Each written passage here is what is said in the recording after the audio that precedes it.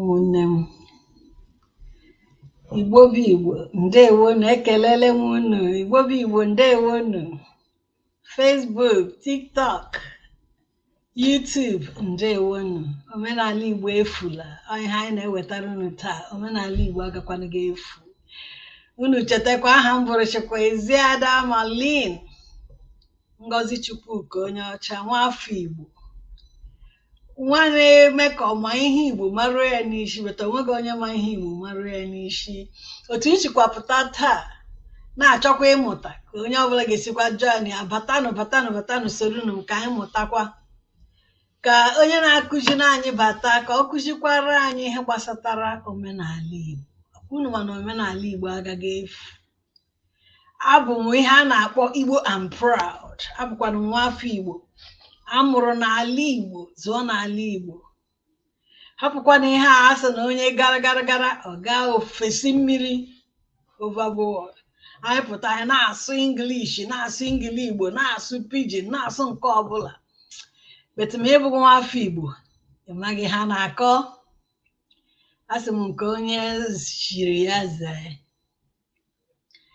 Until unu mana ha asịkwala m until ọ ngili Igbo ka mma ọ nke mma ka m ga na-asụ. Asịghị m unu na mma ha niile nke onye maka ọ na-eji awado.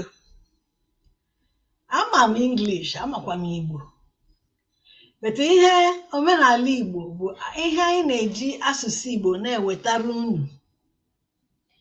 Anyị ga-eji asụsụ Igbo na-ewetara unu ya. Then ihe anyị na-eme bụ at the tail end, ndị otu m na-anụchakwa Igbo na-anaghị anụcha. Maazị Eze Mmụọ na-akụziri anyị ihe Igbo na omenala Igbo efula bịaza were asụsụ oyibo mechie okwu ahụ. Ndị na-aghọtaghị ihe anyị sụrụ ha ghọta. Biko ndị niile na-abatara m na Facebook na TikTok, biko nyerenụ m aka. Onye nwee taịm biko na-atapụrụnụ, biko na-apawatapụ ọkwa ihe unu na-akpịa pawatapụ ọrụnụ m ka nkasị nweta more people bata. Anụ m nọọ na-apawatapụ more people na-abata. Ị bụrụ onye Igbo nọ na TikTok, batanụ ka anyị gee ihe gbasatara omenala Igbo. Oge Eze Mmụọ batara anyị akọwa ọfụma, o nyere anyị aka kọwaa maka ihe isiokwu anyị. Isiokwu anyị taa bụ ọha ndị ichie, ọha ya na ndị ichie, and then nze na ọzọ oge gboo. Unu amaalanụ ihe mụ ghọtara bụ na before ị bụrụ onye nze na ọzọ, before ị bụrụ onye ichie na oge gboo n'ala Igbo, o nwere ihe ị ga-agacha through before na-echi gị ihe ahụ, before ị batazia na ndị a na-akpọ ndị ichie. But ịmanụnụ onweghị nke mma, ka m gwakwara unu onweghị nke mma. Taa bụ ụbọchị Fraịdee, o nkwe ha na-akpị ya n'asụsụ Igbo, amaghị m ihe ọgwụ, beta onye mmanụ ya kọwarụ m. Beta ama m na anyị nwere Eke, Nkwọ, Orie na Afọ. Maazị abatala ka m kpọbata ya ka o introduce kwa onwe ya. Nkọwa ka a na-akpọ n'ụdị ya. O introduce onwe ya ka anyị bido n'isi kọwakwara unu. Ịma m gwara unu na oge ụfọdụ na-eme ka mma ịma nke asị ọmakasị ya, beta onweghị nke mma. Onweghị onye ma ihe Igbo ruo n'isi. Onye sịkwa nna ọ gaghị ege apụta taa soro anyị mụọ. Soro mụnwa bụ Malin onye ọcha, Eziada anyị Malin Ngozi Chukwuka onye ọcha, mụta ihe gbasatara omenala Igbo. Onye ahụ fukwara efu, onye ahụ furu efu, Maazị Eze Mmụọ. Igbo mma mmadụ. Chukwu nna m, Maazị nna dede m nna m, welcome. Ịbatala ya. Ndewo. Maazị, ewepụtara m gị ka ịkpọchicha ihe ị na-akpọ ihe olu gị na-akpọchi, ịkpọchichazie dozicha ịkụrụkwa ka ịkwụ Eze Mmụọ webatazie gị ọzọ. Unu amala ndị Eze Mmụọ na-eke bifo ha abata. Maazị Eze Mmụọ ekezuola. Dede m nnọọ. Ndewo. Batala biko ka ịkọwakwara ha ọzọ. Ịma Malin ana m ekwu pịam biko onwe nke mma, ọkwago nke mma, ka ịkọwara ha ọfụma onye ebu den ka anyị bido agbapụzie ya ọsọ. Igbo mma mmanụ. Aha m wụ Maazị Henry Chukwuanyanwụ. Edukwara m okwu mmụọ, ihu mmụọ, oche Ugamado. Ụmụnne, ahụ m onye otu n'ime ndị otu ntọala ọdịnala, otu n'ime ndị isi mmụọ. nene wo ntọala ọdịnala wo otu na-elegide ihe ọla gbasara ọdịnala, otu na-ahụ na ihe ọdịnala gara kpọ kwesịrị iji gaa, otu na-eche okwu mmụọ niile n'ala Igbo, otu na-elekwa ndị na-anụ n'okwu mmụọ, otu na-elekwa na-ejikọ ndị na-agọ mmụọ na otu ọdịnala ndị ọzọ dị iche iche. Ntọala ọdịnala wụ ebe ha ebe ndị ọdịnala na-anọ, otu ọdịnala ndị ọzọ na-anọ enwe nkwekọrịta ịnụkọ dịka ụmụnne, nke nwa bekee ji akpọ unification. Otu ntọala ọdịnala wụ umbrella jikọrọ otu ndị ọdịnala niile dị iche iche. Onye ọla nọ na ntọala ọdịnala wụ onye si n'otu ọdịnala baa n'ime ntọala ọdịnala, maka ntọala ọdịnala ahụhụ otu n'onwe ya iche, ọwụ otu ndị ọdịnala niile wụ ihe gbakọrọ aka nwee ntọala ọdịnala. Kpaa ndị ụka jiri gbakọ aka nwee kan ọkwa ntọala ọdịnala. Ntọala ọdịnala wụ ihe na-ahụ na ndị ọdịnala emegideghị mmụọ, arụwụkwanụ mmụọ. Ọkwara ya wụ otu na-ekwuru nla ndị ọdịnala ria oge dị ugbu a, ria ụbọchị taa, ụbọchị wụrụ taa. Anyị ji enwega nsogbu, enwe ndị tụga anyị, nwekwanụ ndị enyega ndị ọdịnala nsogbu. Ọwụ ntọala ọdịnala wụ otu na-ahụ na-emegide hụ ndị ọdịnala, otu nakwa hụ na ihe ndị nna nna anyị udo mara efu, otu na-ahụ na ma ọfọ ma ihu mmụọ edoziri ya edozi. Anyị na-akpọkwa ndị onye ọla nụ n'ala Igbo, ma onye nụ ma ndị Igbo nụ mba, wu onye ọdịnala chọrọ ọ ga-eshi ya ndị ọdịnala ndị ọzọ, otu ọdịnala chọrọ shi ya na otu ọdịnala ndị ọzọ nwa omekọ ihe bịama na ntọala ọdịnala. Anyị ga-anabata gị gaa hụkwa ndị ọdịnala ndị ọzọ ibe gị, hụkwa ndị obodo ndị ọzọ ejikwa eme ọdịnala, ndị eji eme ọdịnala si obodo dị iche iche, maka otu ntọala ọdịnala wee ebe a na-ezukọ. Ndị ọdịnala niile nwechara ihe enwere ndị mgbe ga-eji ala anyị, ndị nụchiri anya nwa anyị ji akpọnwụ delegates na ntọala ọdịnala. Ya iwuru onye obodo gị ama na eji eme ọdịnala, kpọtụrụla anyị ga-achị ndụ ala anyị mma na abụọ atọ ka na-anụchi anya n'ebe anyị na-enwe ọgbakọ. Gaa wuru onye ọdịnala nwere otu ọdịnala, kpọtụrụla anyị kpasị gị ama na abụọ atọ ga-anụchi anya otu nnu ebe anyị eji eme ọgbakọ, maka anyị ime ga-akwụkwọ ga-eshiri mma, ọdịnala ga-eji nọrọ, omenala Igbo ga-eji oge ala. Ọwụ onye ntọala ọdịnala ka m. Ndewo. Ndewo maazị, ndewo, ịkọwarala anyị ọfụma.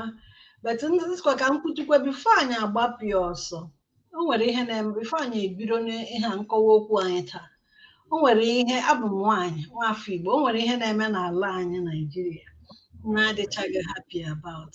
Ndị ọsụsị asa eze mmụọ, asa onye isi ọdịnala. Ama m na ọgwụgwọ na ala Igbo ka o mere, but ebe ọbụla o mere, o metụtara anyị n'ahụ. Ụmụaka akpọrọ atụrụ ntụntụ tụba n'ime ọhịa.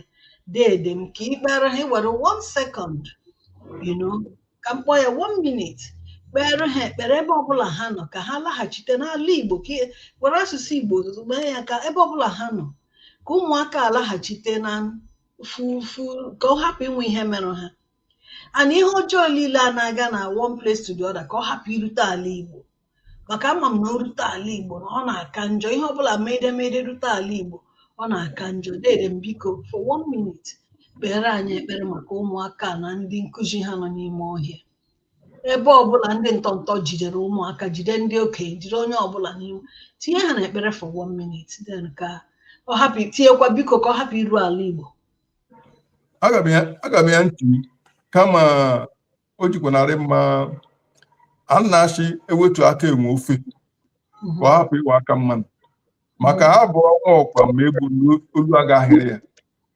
Ịma nsogbu anyị nwere obodo anyị wụ Naijiria wụ anyị ji ahụ chiishi bụ anyị, ishi na-akpụ anyị, anyị etimachi n'ime ishi jiri bụ anyị, maka anyị amara na chi ihe ga-eme kwadoghị o meekwa nna. maka anyị ama na ebe ha emeghị anyị isi anyị o. Anyị amara na ebe ochi anyị maka onye obodo anyị si anyị ama ebe ha emeghị anyị isi anyị ọgwụgwọ onwe ya kama ha anyị kwugawo ọzọ eme ọzọ okpere ihe ọzọ a ga-emewo anyị ga-ebido igwe onwe anyị ka e wee eziokwu maka ọ gawa agba ọrịa ochi ya ala agba ọrịa ochi ya ala maka mmadụ a ga-ewere azụnye oke si erila inye oke azụ ọ ga-eri ga-enye nkịta ga-akpa ga-enye ewu ji ọ ga-eri ka anyị nwee ike mee ihe maka ị ga na-emekwa ihe gị na-eme ya o ji ụzọ arị mma ga-eme ị ga-akụ apụlụ shi mgba aga m aghọrọ orenji ọ ga-ekụ apụlụ ga-aghọrọ apụlụ kama ka e wee eziokwu bụ anyị gọrọ ọfọ isi ụmụaka ndị ahụ maka omena kama anyị kwugachi ndụ mmụọ anyị kwugachi ndụ mmụọ maka ọgwụkwa na-eji aya ọwụ isi ije ma nwụọ ma ndị nkụzi mmụọ maka ọgwụ mmụọ mekara ha emegani anyị ekwu chi ndị elu na ndị ala nwuche ma nwoduokwa n'ugbo nwụyọba kama o jikwa na arị mma o ji arị mma anya ndị ka anyị hụrụ ha emegani anyị mee ihe anyị ga-eme maka ime ọsụsụ eme arụ ọdachi mee ihe anyị ga-eme ka ọ hapụ ime ọzọ maka m na-achị ụzọ ọma mma gaa ya ngara bụ kama ịgba isi mmadụ mgbe ihe onye ahụ emeji ihu ya ị ga-achị ya ma ọzọ ololu ọkwa n'uche ka eji aga ụmụnne akpana m chi ụmụaka obodo enweghị nwụma kama anyị ga-awụ ọzọ emena chi nwa ụlọ kwanụ maka eji aya ọgwụ isi ije ekwuru nke ndị elu na ndị ala ga-edu nwụ duba anwụ ndị ọjọọ ahụ ji nwụ ga-ahapụ nwụ maka asị onye ji ihe nwa weli aka elu aka ka ya ọ ga-eweta ya na-ekwuchichi mmụ ga-edu nwụ dukwa ya nwụyọ mekwura m sị agaghị ahụ ọnwa agakwana ahụ nwụọ maka o ji adị mma mmanụ nuruo anụruo tupu nwụ na-ekwuchi agaghị ayọ n'udo ezinụlọ nwụ niile ga-anwa ahụ nne nwụ na nna nwụ ga-anwa ndụ ụmụaka ka mgbanwụ nnu ga-emetụ ndị ahụ ji nwa aka obi nwa ahapụ nwụ ma dula anwụ ka m kọrọ ka o rere ọ nụkwa n'ọfọ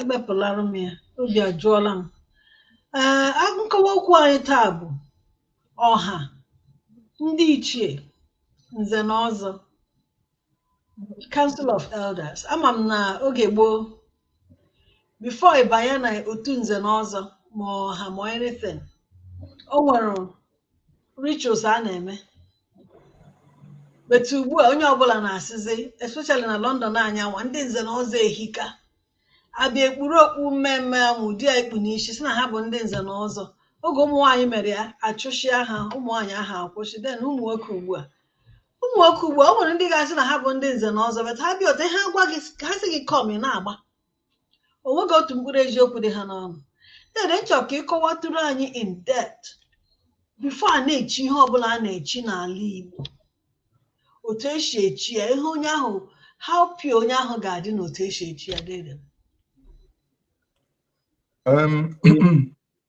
ka e wee eziokwu bụ na ndị Igbo nwere ụmụ echichi ndị eji aṅụ aṅụ eji echi echi ndị niile kwado ndị Igbo eji echi wụ iji nye ndị mma n'ọnọdụ ka nwee onwe ike nye aka hazie obodo maka obodo ole enweghị usoro esi ahazi ya obodo ahụ ji enwe nsogbu Igbo enyocha anya si enwere kpanwo ga-eji dome ọnọdụ echi ndị Igbo eji echi ewerekwala ya si ọrịa mpaghara ise maka nwa bekee jiri nwee administration nwee spirituality ndị Igbo enweghị ya ihe niile ndị Igbo ihe niile nụkọgburu ọnụ mgbe e jiri nwee skuul iche nwee ebe ndị mmadụ bi iche Igbo enweghị ya ihe niile nụkọgburu ọnụ ịwara ọnọdụ ndị Igbo nwere wụ ihe nga eji amụ na nga ebi ebi ịwara ọ otu ahụ niile enweghị ihe dị iche ọkpọkpa ndị Igbo jikwara nwekwa ihe mmụọ na ihe ọkpọrọ nụkwa otu nga ahụ ka ha niile nọ nwa na-abawu ha usoro a ga-eji na-ahazi ihe ndị ahụ niile ka ha ndị niile enwe ike gaa n'anya ya n'anya ya abịawu ha usoro ndị enwere ndị eji akpọ mebido so enwere ndị eji akpọ ụmụada ele ndị wụ ụmụada wụ ụmụ nwaanyị ndị a mụrụ n'obodo ahụ ma ndị ka elulu dị na mba ma ndị ka na-alụbeghị dị na mba ọnwụnwa ụmụada ọkwa ụmụ nwaanyị ndị alụga n'obodo ahụ ọwụ ụmụ nwaanyị ndị a mụrụ n'obodo ahụ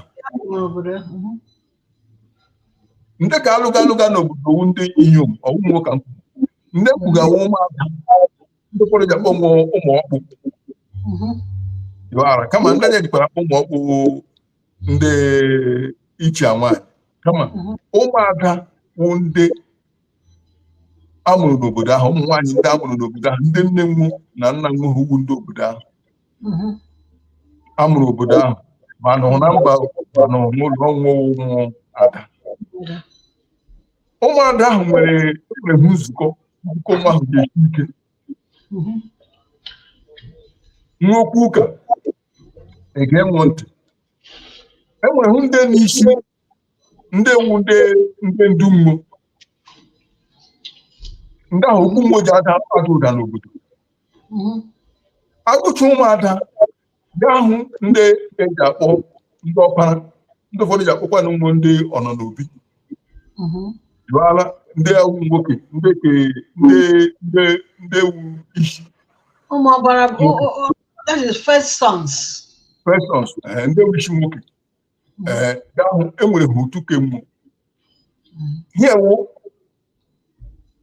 ahịrị kembụ agụcha ndị ga-aba ahụzi abago mana gị ihe ndị otu age grade ya wụ ndị ọgbọ ndị ọgbọ ji eshi from ndị iri na anọ nke eji ebido dagaru ndị okenye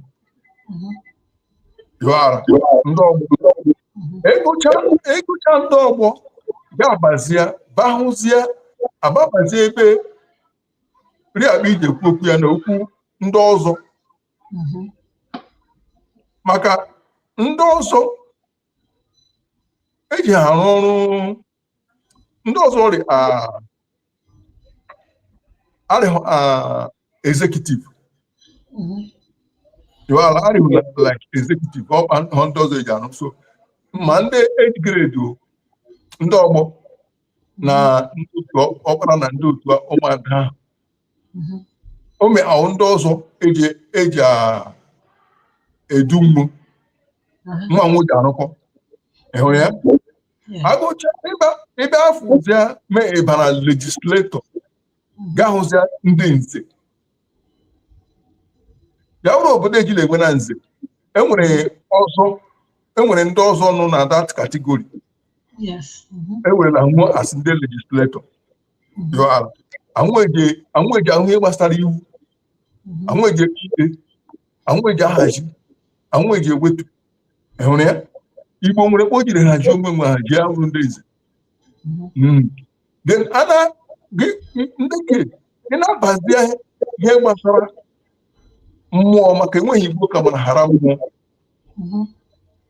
ga-ahụzi ya ebe ahụ ka ị na-ga-ahụ ndị eze mmụọ ebe ahụ ka ị ga-ahụ ndị osu mmụọ ebe ahụ ka ị ga-ahụ ndị duru ịhụrụ ya ihe kwa ndị Igbo jiri hazie ihe mmụọ maka enwere ebe ọ ga-afụ onye n'ofu ahụ afọ enwere ebe ọ ga-afụ akwa onye n'ofu afọ ihe mere ndị eze na ọzọ wụ ndị eji arụ ọnụ anwụ eji ahụ maka ọganihu obodo kwa ụbọchị kwa ụbọchị tupu nwa bekee abịa wee ala anyị nke akpọga eze maka o ji awụ abịa eji abịa na otu ndị nze enwere ha eji akpọ agbara nze awụ onye isi ndị nze abịakwanụ na enwere onye isi ndị ọzọ iwara enwere onye isi ndị ọzọ ịwọchi akwa gị ihe enwere obodo ndị ga-eje onye eji esi karịa eze n'obodo ahụ ji awụ karịa onye isi ndị ọzọ maka Igbo jiri mee ya tupu nwa bekee ala anyị ka akpọga eze ọwụ nze ọwụ ọzọ ọwụ nwa owu maka anwụnụ nke nwa bekee ji akpọ administration so echi ndị ete anụ ka ala shi ya mmanụ ọ ga-ama gị ama ị ga-etoru ya etoru ị ga-awụ onye enyogaghị enyoga ị ga-awụ onye nwere nnụmara agba tupu a na-echi gị nze tupu a na-echi gị ọzọ ma lawala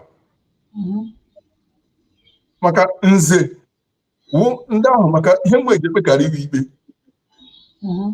ndị ezewu ndị eji ekpe ikpe ndị ezewu ndị eji ahụhụ maka ana nwekwara ndị ọzọ kwa enwere obodo enweghị nze enwere ndị ọzọ ejikwa anụ ha ahụ ha eji akpọ nwa ọzọ akara mma ire so ndị nze eji aka nwụọ mma ire so aka agaghị akpọghachi maka enweghị lalụla obodo abịa ihe ekpu eziokwu ihe ala achị ikpe mara njekwu aka gwara ya ebe ahụ eji ekpe ikpe n'etiti nwanne na nwanne ikpe n'etiti ngwuru na ngwuru ikpe n'etiti obodo na obodo eji aka nwụọ mma ire nwụ gakwa ịkpọghachi aka gị mma ọbara ga atasa ala echi ọla imepere ọnụ ụwa ala akụgbuo ndị Igbo dịkwa pọwafụlụ echi ọla onye ahụ mepere ọnụ ụwa ya ala alụma bọtụ ugbu onye ka echi ya ga-echi eze ya sị ụlọ a ga-echi ya ụka so nwa na-ada ụka bishọp nwe ichie mgbo bikos enwe megawụ a ga-anọ elu arụrụ ala na-arụ ala enweghị ga-eme mgbu ịmashi mgbe gburugboo ya na-akụ anyanwụ daa onye ọla chi echi ekwesịghị ikwu okpu mmemme onye ọla chi echi ekwesịghị ije ụlọ onye oriri na mkpali onye ọla ka okpu ekwesịghị ije nga mmanụ nwụrụ duri eri mgbe gburugboo onye ọwụla si n'echichi ekwesịghị iri dị ọwụla ọma ha onye chiri ya ọ kwesịrị ime onye chiri ahụ mara ọnọdụ onye ahụ nọ chieri ahụ malawalụ kama ugbu gị bịa jee ịba obodo họteelụ ri 6 jee 5 of them ndị eze na ndị ọzọ nwechara rum dị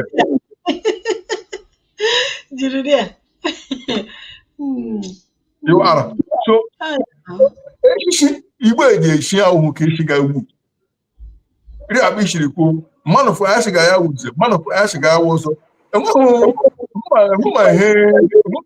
ugwu na ya maka ndị nze onye gbagacha ya wuze mgbe gburugboo ga-enye ya nsọfụrụ maka ịmara na chi ihe na ọrụ wee eziokwu mmadụ agbaghịcha awụ ọzọ ga-enye ya nsọpụrụ maka ịmara cha ihe na ọrụ wee eziokwu ihe ụbụla ka ha azagawa maka eziokwu anwụna ihe niile mebikwara na ihe ndị niile ọwụ ụka ma anyị kwee eme anyị kpọrọ ndị ụka ụgwụ anyị akpọghị ndị ụka ụgwụ kama anyị ga-agba onwe anyị ka ewe eziokwu nsogbu anyị nwere n'ala Igbo wụ ụka enweghị ihe ọzọ wụ ụka ọwụ ndị ụka bịara paala anyị great Ndoka bịara wee ala anyị forgiveness. Ndoka bịara wee ala anyị unmerited favor. Onye Igbo chiga aka aja aja jebu ọnụ mmanụ mmanụ. Inherited causes. Onye Igbo chigi isi kotovu ọgba ya. Ana akọrọ gị akụkọ great. Dimgba ga-eji ya mechaa ha ụjọ onye Echema Grace. Dimgba arụcha ala ya sha ga-agbaghara ya agbaghara. Ịga confession chukwu agbaghara gị. Ụka wụ ihe mere ala Igbo arị mmata ọwụ ụka. Ma agwa gị ihe ekwuga m iji kwugide ndị Igbo. Ekwuga m ya iji mega ama ahụ ụka mere. Onye Igbo nwere amamihe ri miri emi. Maka amamihe ahụ nwere miri emi, aga m agwa gị dati. Mekwu ya n'oyibo, ama agwa gị sị gị dati. Onye Igbo wu the most dangerous person nọ ụwa akpa ama gị nga. Ihe mere o ji ri good wu or guarded by tradition. But give it to the other tradition, got that dangerous, got that danger in him because any framework which are not going. Oh, okay, we through that framework because the only few only go with that tradition. Give me maka omuna gugishi, omuna hogebe. Only ba mana hogebe na.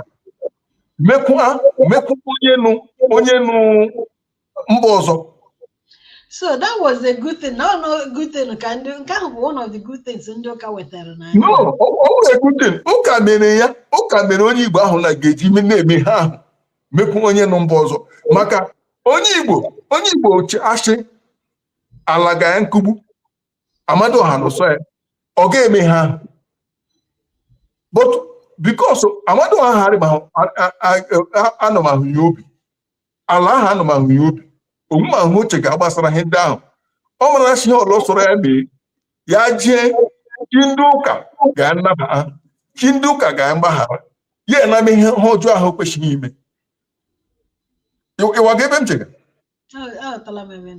Okay, maybe Marona. Ewe she, Anipo. Ndị gọvanọ ndị na-anọ ala Igbo na kpọrọ nwoji otu agbara n'ala Igbo dụọ nwa isi nwoke iri ego. I can tell you for sure, even ego ndị obodo dala gọvanọ ga-akpọ anyị na lekwa na ego na ọda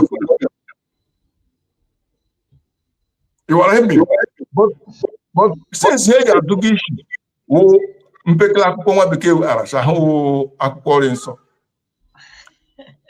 Onye ọla nwere ike ime ha soro enweghị ga-eme.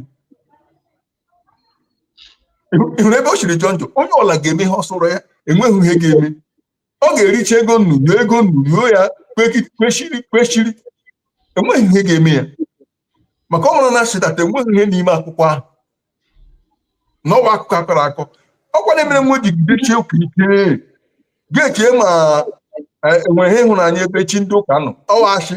Ọwụ ụka ahụ wụ ihe chere mụ ọhịa nyega mụ coverage ọhịa nyega mụ protection nwegidechie ike maka protection nyega mụ o mere ndị mmadụ o mere nga onye somebody zuru na akpa gị agbaja ọsọ somebody agba gị gị chere ajegide m o nwere ike onye ahụ na-achụji ya ọchọ ọkwa ahụ obi gide nke nwa ga-enwe hope na-ekwuchi onye ga-egide pụta ọ ga-egide maka ya nwa abụọ ọhịa ụka megara ndị echega anyị eji ụka alaferega anyị eche mma chi ndị ụka ga-abịa kugbo nwu ma ọ ga-eme nwu tupu enweghị ọ ga-eme nwu a ga-ezuchakwa ya lakpuo ụmụ nwa akakwazi nwakwa ahụ jiri zuo enweghị ihe ga-eme nwu maka enweghị n'ime nga ahụ. He's a forgiving God. That's why now. No. Mistake I need. I will a forgiving God. Now, because Because you let her then in the gamma shit that I work mega hesitate because let me tell you something. I created the system. Now, every have cause and effect. Every action they wear action. Now, every man giluli helu ahụ ga-ada. Onye ahụ eluli ha helu ha nke ya. He kwuru away joke. Now, if I do it forgiving God, then that means onye ọjọọ enweghị reward.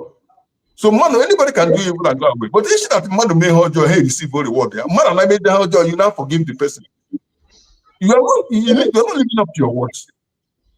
And you want to bag a shake that told me and where they are forgiveness to them. All the bachelor, because all email. Is the one thing.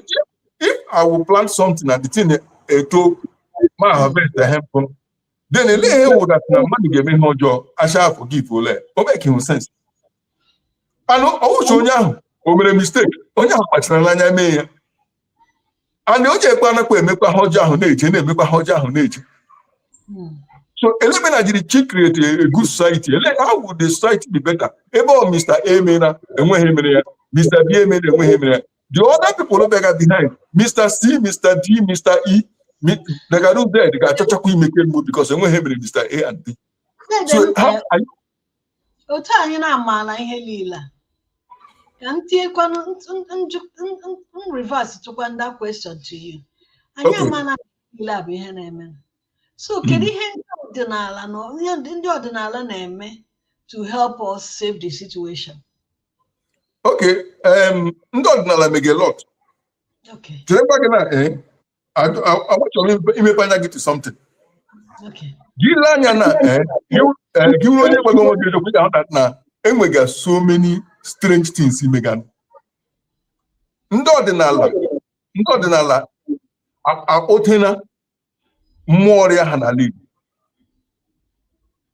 And here this chain reactions who monda hekulila and all na Igbo. Ordinal and also no other places are putting on more ham. Can you take a land and watch a guy and win him women? And you're putting a monda. Come on, him to but won't be able to Shiko Japon. Ewana Hall and Manu take a you. Maka, Mama the Cabera, never make Shiki, more cabera. Yam woman, where we can all the spiritual personally. That is the purpose of this market. Church in the go and check every big cathedral and other market. Every big coincident. What became a human position of that church. Because a lot of people got here. And if I believe I am what you believe.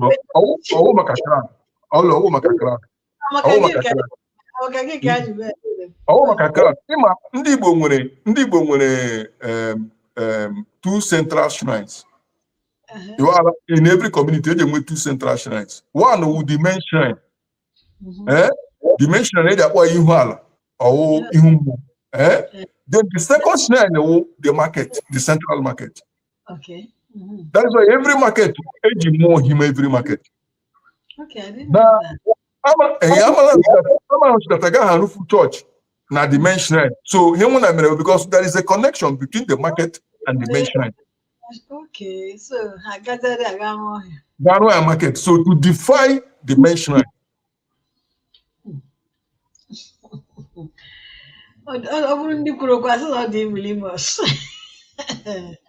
So now, it's they've awoken all the gods.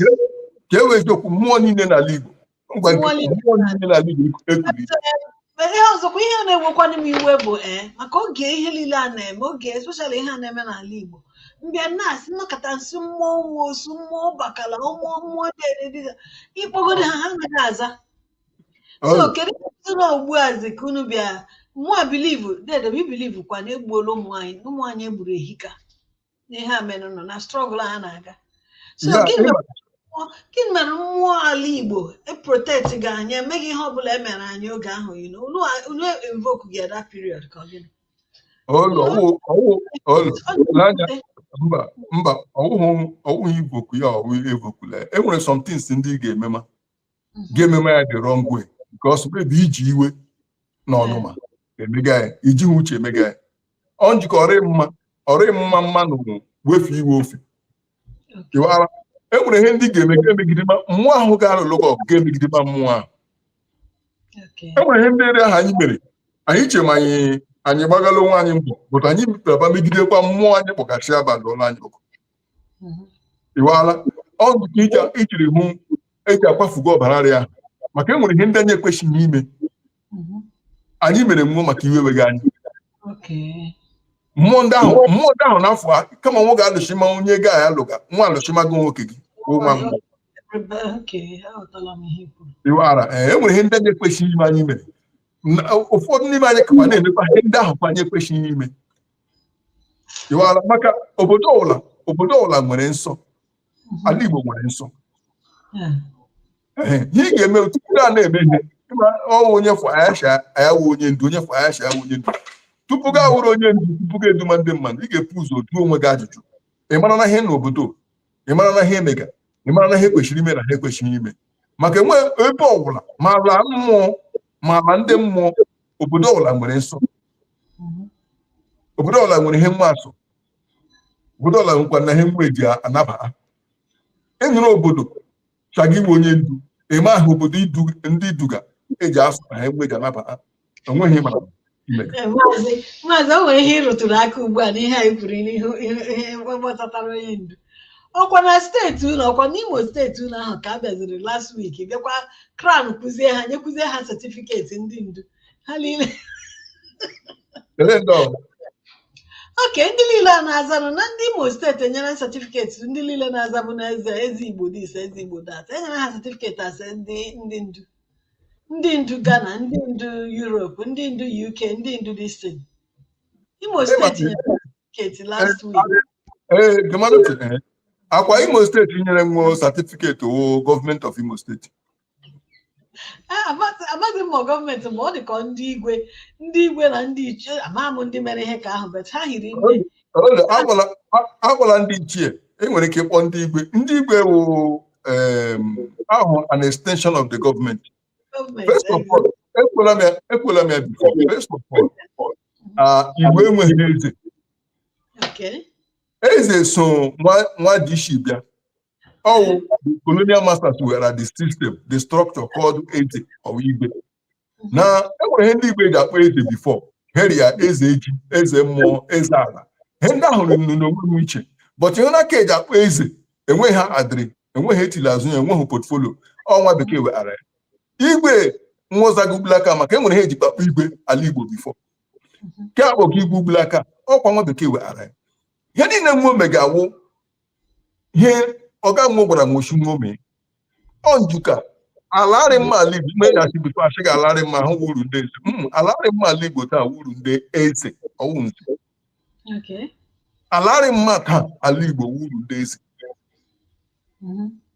onjuka gị bịado obodo na-aga hụ ndị eze ji ana mmadụ ga-abịa obodo ya shia obodo nnochi ya develop obodo nnu ya nụọ factory anama development levy iwala mere ndị ri ahụ o nwere ndị zụchara ala enweghị nwụrụ ga maka mgbe na ga-azụ ala iji 500,000 zụ ala 100 something thousand dollars chigi at 3 million development levy ile na o nwere ọrịa obodo niile na Igbo mege and yet that on development iwara so ga-ajụ onwe gị chere ebe ihe eshi abega di chinabụ ha otu a na-amụ na-akpọ nwaazị Igbo ebidola na nwere ka akpọ PG nwere ka akpọ chairman na ile anyị afụọla mma ga isi eme gị Igbo mba na ịma asị follow your leader ọ bụrụ that na gọọmenti asị anyị bụ abụzighị na ọwụ na ihe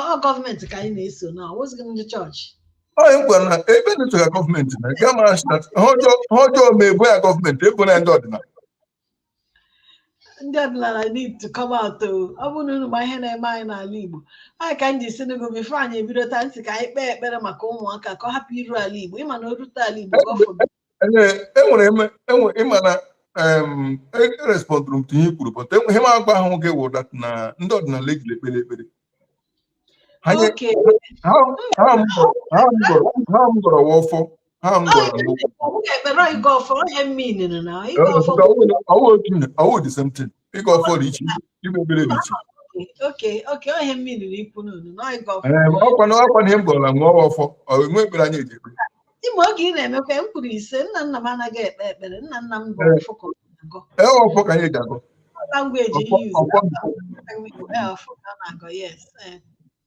ọ na-abụ otute n'ụtụtụ fọst ịma ngwa ga o nwere ụgọ o nwere na ihe eji anyị bịa o kulie n'ụtụtụ ọ gara ahịa aga tụta mmanya gọfọ ọ gachara ọfọ beginning of the day meetings ọma ihe ọbụla emezi akpọrọ meeting na-abịa dede before anyị tinye okwu na nke English ahụ obu nna m ahụ m gwara gị maka ya obu na-achọ ịda a na-achọ idozi ya abụkwana nwaanyị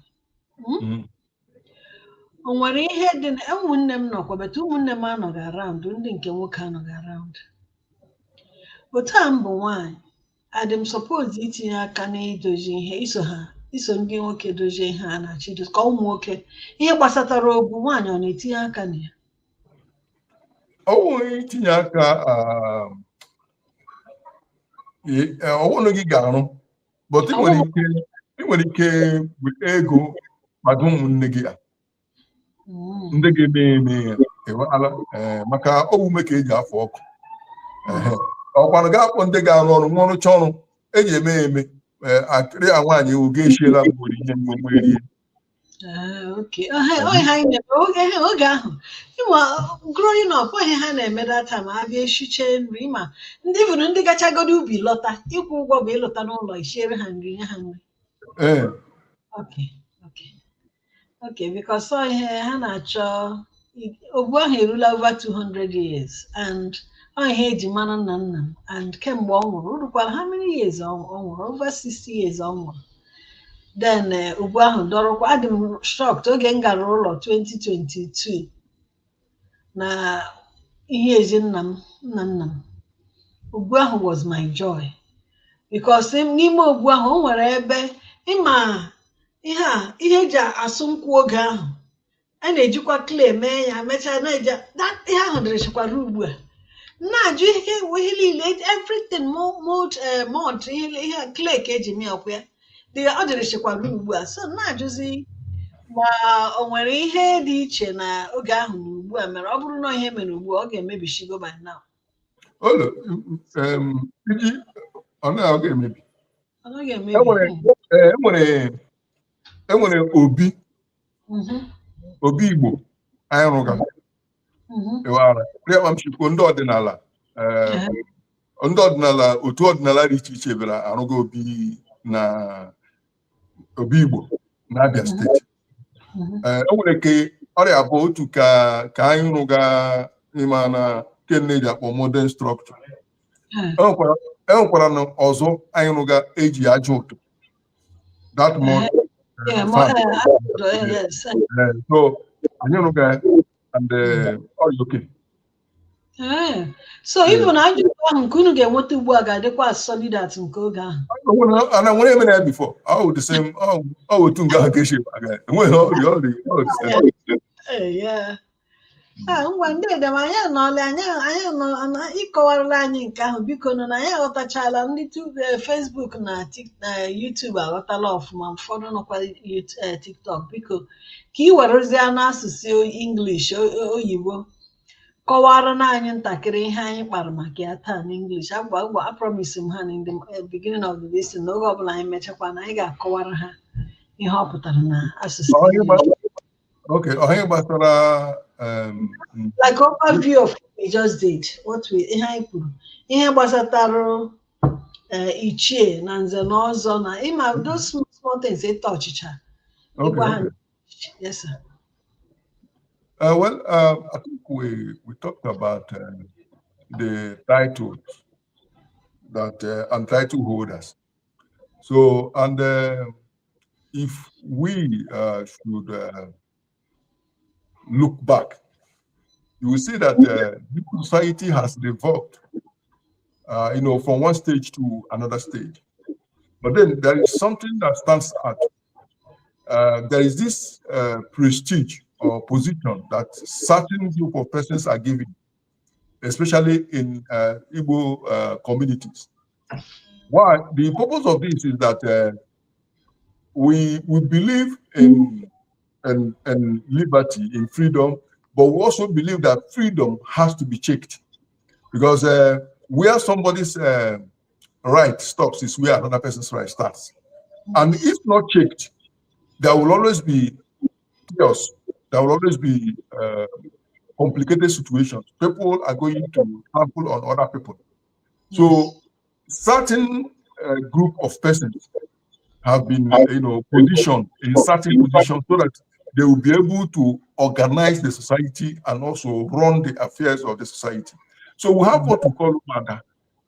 Now, these Umada are daughters that are indigenous, that are from that particular community, whether they are being married outside or within the community itself.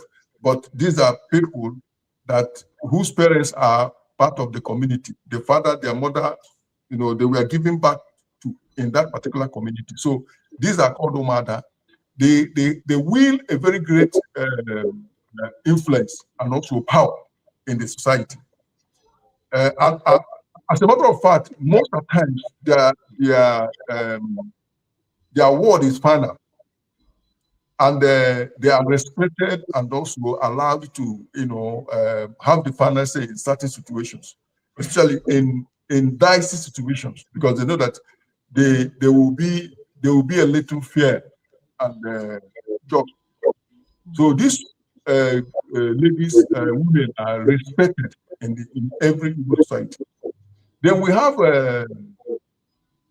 what we call the first sons of the family. They also wield a kind of influence and also power in the society. Then, but when you now leave these people, there is a group that also fall within almost in every age bracket. We call them the age grade members. They also have influence within their circle and also outside their own circle, because there are connection that runs through the whole community. Then apart from these ones, we also have what we call the also title holders.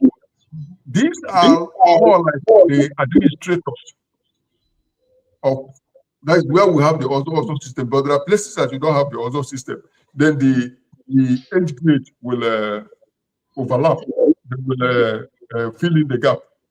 So we have the also title holders who also run the affairs of the communities.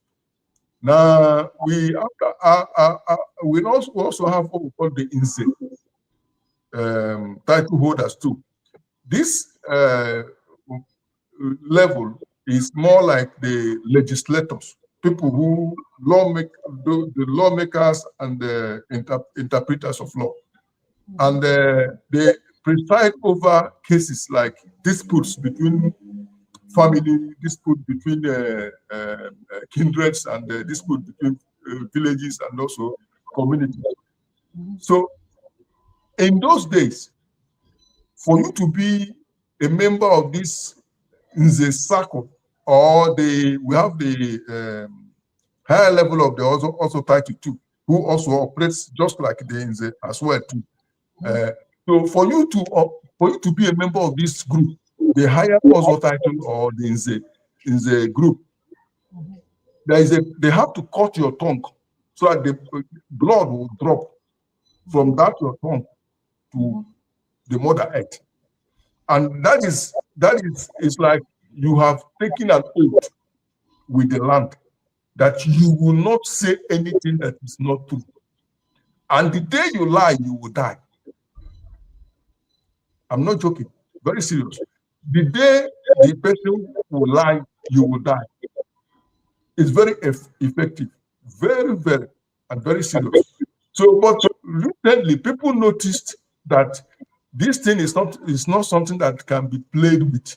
So many of them who are in the today and who are also today, instead of going about it the traditional way, all of them went to the church to be ordained as Nze and also.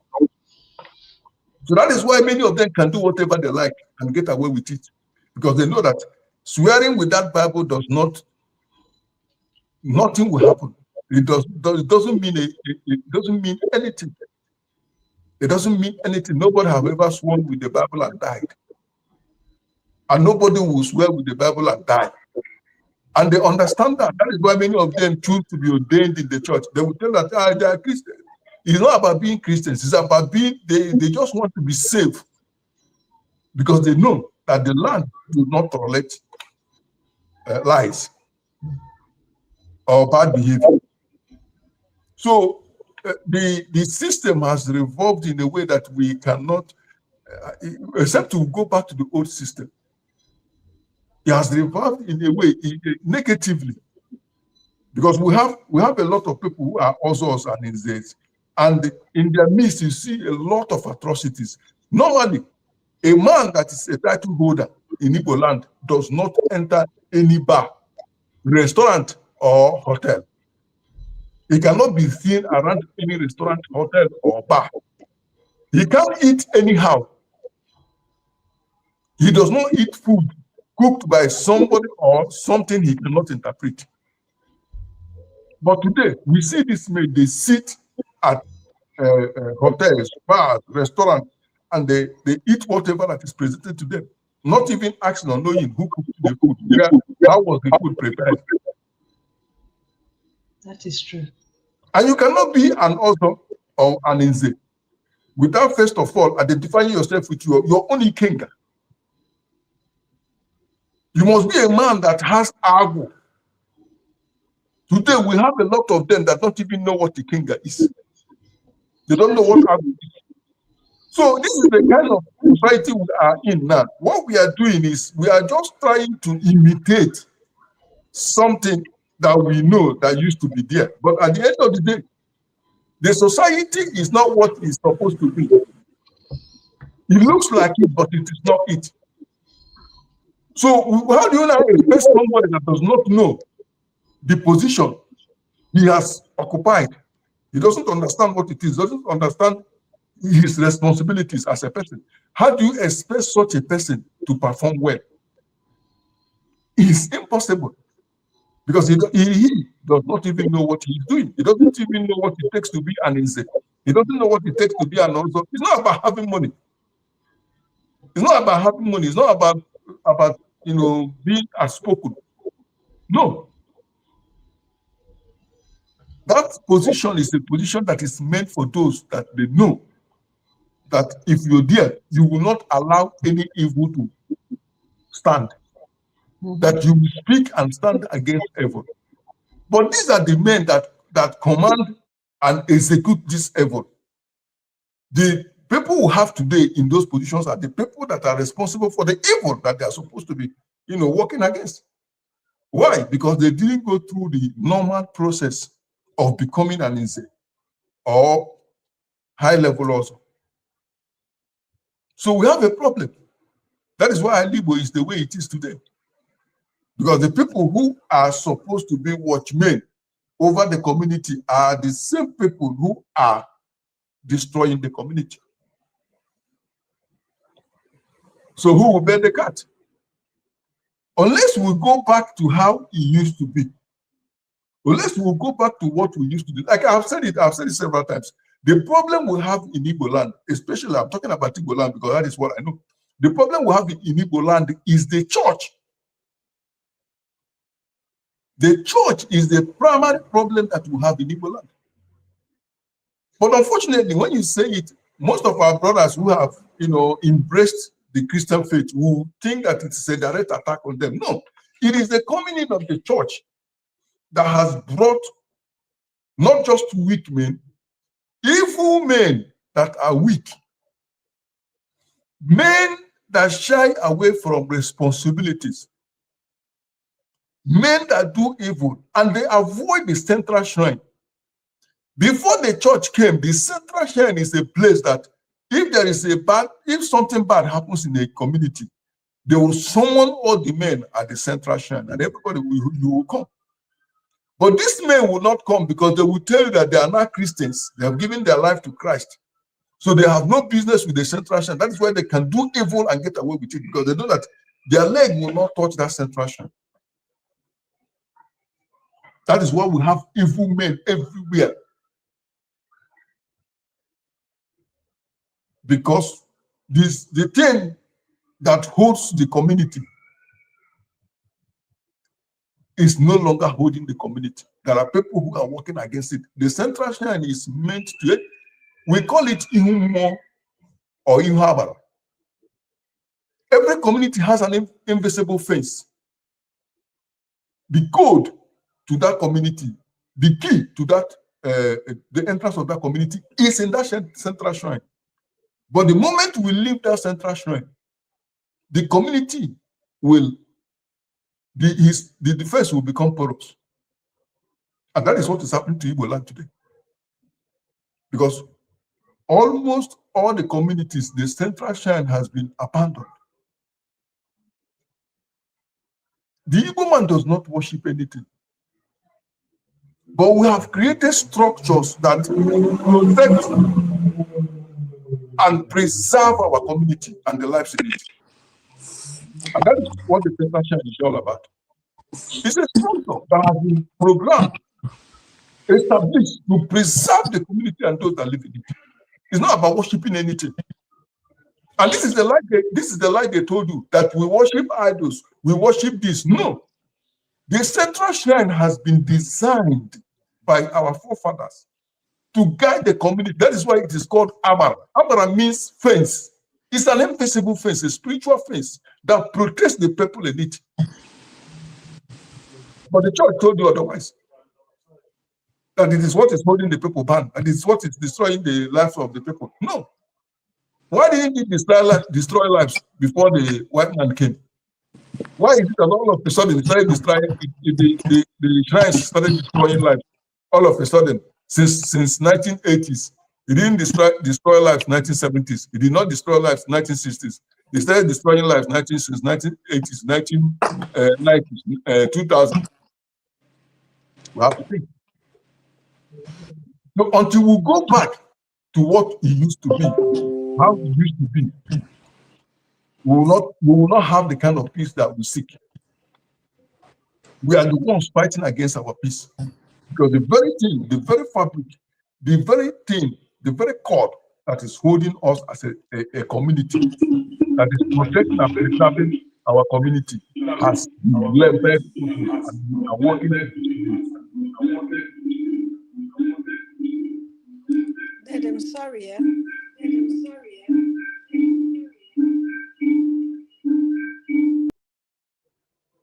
So that is it.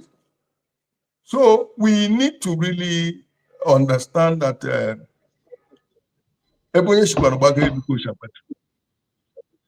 we are the ones holding ourselves. Thank you so much for today. If you know what happened, that thing that happened last week happened again today. And my system, I have no idea what's going on with my system, but whatever it is, I'll get it sorted out. This maybe, I don't know if it has started overheating. But please, everyone, as long as Mali no your channel here, and Mazi Ezemo, the Mazi Ezemo no here, Omenala will never go in vain. I ain't got no idea. I get tinye everything, make sure ndị ọdịnala. Ọ bụrụ na nwaanyị na-eso n'ọdịnala, ego eso n'ọdịnala, aga m abatara ndị ọdịnala ka make sure na ihe ọbụla na-eme n'ala Igbo ga-akwụ kamkpem, onweghị ihe ga-eme anyị, onweghị ebe anyị na-aga. Every Friday na-abatekwara na anyị na-akụ na-amụta ka unu soro m na-amụta ihe na-eme n'ala Igbo na ihe mere oge gboo na ihe na-eme ugbu a. Ka Chukwu goziere anyị okwu a, ala Igbo ka ọ goziere anyị okwu. Dede m eze mmụọ, ngwa ka ime ihe na ka ịgọkwara m mmụọ n'elu ya ka anyị mechie nke taa. Aka mụ na-ejikarị Chineke emechi ka ị werezie mmụọ gị mechiere anyị nke taa. mmụọ anụghọti ọkwanye mmụọ a anyị apụala o jikwana uhe ọla mbido nwere ọkpụkpụ anyị alaghị ahụ si anyị emechaala ọwụ achị anụla ata echinwu nta mmadụ ji eriri ifo ka ọ ga-eri echi anyị amara achị anyị anụ ga-ahụ ọzọ maka achị onye ahụ kwara taa anyị hụkwa ya na izu ụka ọzọ bịaga anyị anụ ga-ahụ ọzọ achị m daga mgbe ahụ eru rahụ n'upe ya gajiela nnụ ọla nnụ tiri aka ya gaa ebe ọla nnụ zọrọ okwu ya wụrụ mma ụkwụ ọjọọ akpọla ihe ọjọọ akpọla nna aga ahụ ndị ọjọọ aga ahụ nnụ nwoke ọjọọ nwaanyị ọjọọ ụbọchị ọjọọ aga izu anụ eje ayọ wishi ije nnụ ga na-eje eje na-aba aba ụkwụ maka ndụ ji apụ ka eke maka ndụ ji aba achị ọ ga-arịla onye ihu mma rịla onye azụ mma ma ekwukachi ụgbọgụrụ ahụ meela m ya meela gị ahụ gajiela m ya gajiela gị ya rịela gị mma na eke rịela gị na orie rịela gị na afọ rịkwala gị na mkpọ asụm ụbọchị taa mana anyị mma o anya sụta mana anyị mma o ya gachie ndewo